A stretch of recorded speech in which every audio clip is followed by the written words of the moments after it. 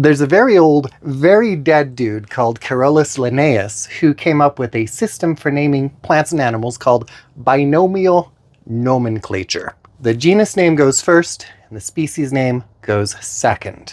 And when we're writing out binomial nomenclature, we want to italicize at least the species name.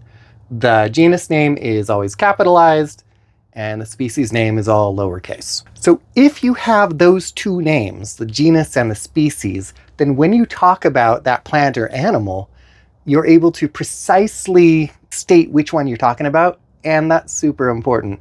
If you try to talk about a plant or an animal using common names, you're not going to be as certain that you're talking about the same thing.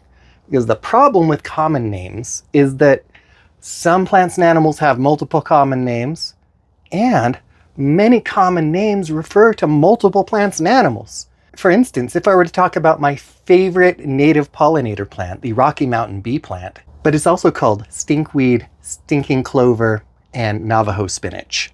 So that one plant has 4 different names I could be using, and depending on who I'm talking to, they're going to know different names for that plant.